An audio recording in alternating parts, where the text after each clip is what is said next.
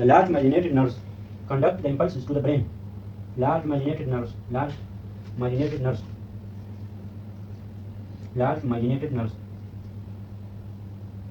conduct impulses of proprioception and vibration. Conduct the impulses of proprioception and the vibration, and carries these impulses at rapidly velocity, fast velocity 50 meter per second, at the velocity of 50 meter per second to the brain, while the small myelinated and non-myelinated nerves carry the impulses of pain and temperature, carry the impulses of pain and temperature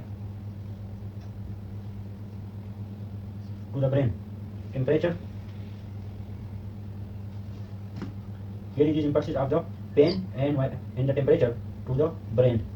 So the large myelinated nerves carry the impulses of proprioception and vibration at a velocity of 50 meters per second to the brain, and small myelinated and non-myelinated fibers and non-myelinated nerves of the peripheral systems carry the sensation of pain and temperature to the brain. The peripheral neuropathy can impair either motor, sensory, or autonomic nerves. The peripheral neuropathy can impair either motor, sensory, and autonomic nerves. They impair these nerves. But first we approach the patient and determine the type of neuropathy. The peripheral neuropathy are subdivided into those that primarily affect the cell body. If the cell body of the nerves are affected, we call it, if the cell body are affected, we call it neuropathy. Neuropathy. If the axon are affected, we call it axonopathy. If the myelin sheath are involved and affected, we call it myelinopathy. Myelinopathy. We call it myelinopathy. This is subdivision of the peripheral neuropathy.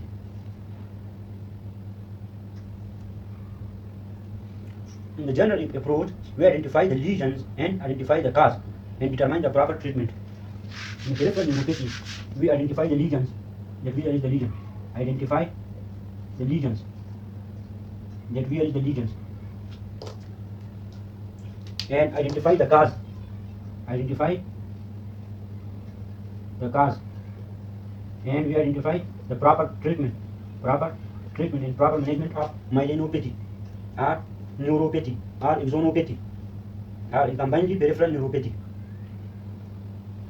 If there is only weakness without any evidence of sensory or autonomic dysfunction, if there is only weakness without the autonomic and sensory dysfunctions, and a motor neuropathy occur, there is only lesions and evidence of weakness without any evidence of the sensory or autonomic dysfunction, a motor neuropathy occur, and the neuromuscular junction abnormalities may occur, or myelopathy should be considered. If there is only motor system dysfunction without the evidence of the sensory neuropathy and autonomic neuropathy, there is maybe a neuromuscular junction abnormalities. There is maybe neuromuscular junction abnormalities. Neuromuscular junction abnormalities. There is neuromuscular junction abnormalities.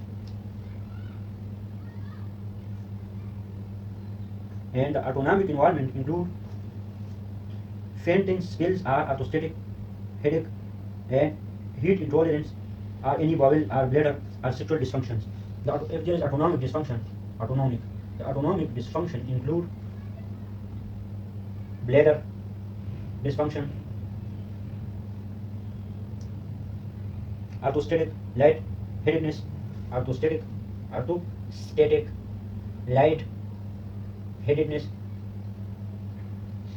lightheadedness, heat intolerance. If there is heat intolerance or lightheadedness, orthostatic lightheadedness, bladder dysfunction, bowel dysfunction, or sexual dysfunctions, the autonomic neuropathy must be considered. There is autonomic nerve abnormalities. The autonomic dysfunction in the absence of diabetes should alert the clinical possibility of amyloid polyneuropathy. If there is no diabetes, this should alert the amyloid polyneuropathy. Amyloid polyneuropathy.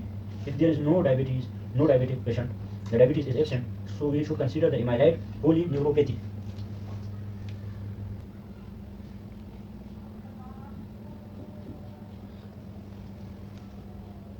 If there is symmetrical weakness, if there is symmetrical weakness, so the symmetrical weakness is the hallmark of Guillain-Barré syndrome, GBS syndrome. The symmetrical weakness, that is weakness on both sides, is the hallmark of the Guillain-Barré syndrome. This is the hallmark of Guillain-Barré syndrome. And the chronic form of the polyneuropathy may be considered chronic inflammatory demyelinating polyneuropathy. The chronic inflammatory demyelinating polyneuropathy. This is the chronic inflammatory polyneuropathy. And Guillain-Barré syndrome must be considered. Now we approach to the patient and different cases are discussed. Number first is if there is symmetrical proximal and distal weakness. If there is symmetrical proximal and distal weakness. If there is symmetrical proximal and distal weakness with loss of the sensory, also sensory loss, with sensory loss, what it indicates? This indicates the inflammatory demyelinating polyneuropathy. Inflammatory demyelinating polyneuropathy. In the inflammatory demyelinating polyneuropathy, there is sensory loss and symmetrical proximal and distal weakness. The example of this chronic demyelinating polyneuropathy example is Guillain-Barré syndrome, GBS. Now we discuss the pattern 2. This is the pattern first. We discuss the pattern 2. In the pattern number 2, there is symmetrical distal sensory loss without distal weakness. There is symmetrical distal sensory loss. There is symmetrical distal sensory loss. Distal sensory loss with or without distal weakness. With or without distal weakness. There is symmetrical distal sensory loss, not proximal. There is distal sensory loss with or without distal weakness. Weakness may be present or there may be no weakness. So in this case, we consider idiopathic sensory polyneuropathy, diabetes mellitus. Idiopathic sensory polyneuropathy. And in case of diabetes mellitus, this can also occur. This is case number 2. In case number 3, there is symmetrical distal weakness with sensory loss. There is symmetrical distal weakness, not proximal weakness. Proximal and distal weakness occur in the Guillain-Barré syndrome. There is only, in the third case, there is only symmetrical distal weakness with sensory loss. But this become asymmetrical. There is asymmetrical distal with sensory loss. Distal sensory loss occur and they are asymmetrical. They are on one side of the body. In the one side of the body, if there is asymmetrical distal weakness with sensory loss occur, it includes the involvement of multiple nerves. There is involvement of multiple nerves occur. There may be leprosy, Lyme disease, hepatitis B, C. There may be leprosy. Maybe Lyme disease. This is due to systemic disease, and other disease. This is pattern number 3.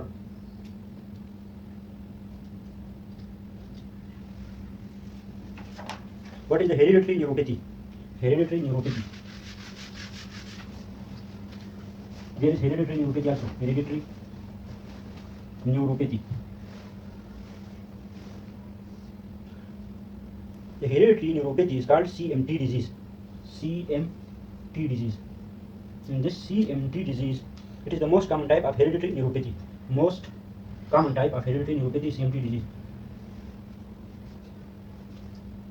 They are subdivided into CMT1 or type 1 CMT. In the type 1 CMT, there is inherited demyelinating sensorimotor neuropathy, where the axon and sensory neuropathy are involved. There is sensory motor neuropathy and demyelinating of the nerves occur. There is maybe CM2 and CMT3, CMT2 and CMT3. CMT1 and CMT2 usually begins in the adulthood or early adult. CMT1 and 2 begins at the adulthood,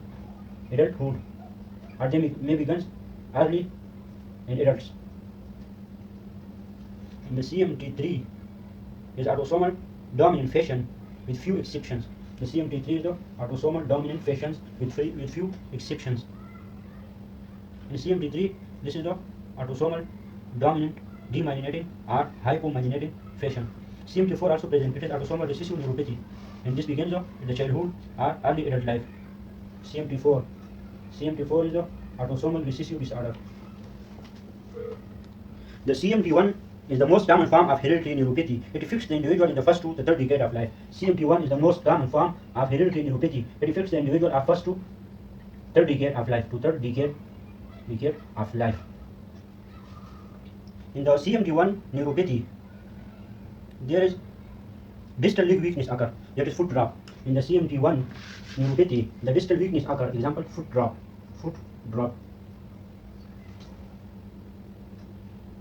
In the CMT1, generally do not complain of numbness or tingling. No complaint of numbness.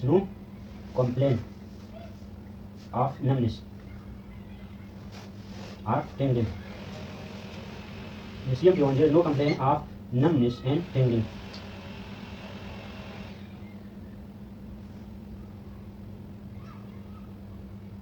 In the CMT1, there is often atrophy of the muscle below the knee, that is interior compartment of the leg, leading to inverted bottom legs. This leading to bottom legs.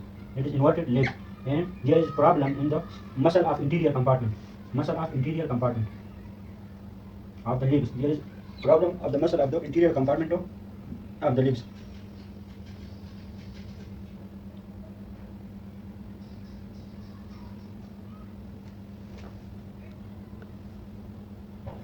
The vitamin B6 deficiency can also cause peripheral neuropathy. Copper deficiency can also cause the peripheral neuropathy. Certain drugs that can cause the peripheral neuropathy. Example of these is isoniazid, rifampin,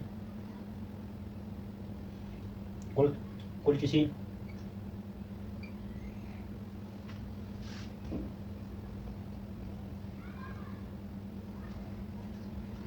immudirone,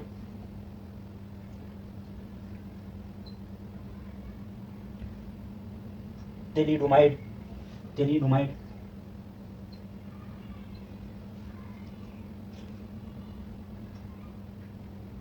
lithium and phenytoin,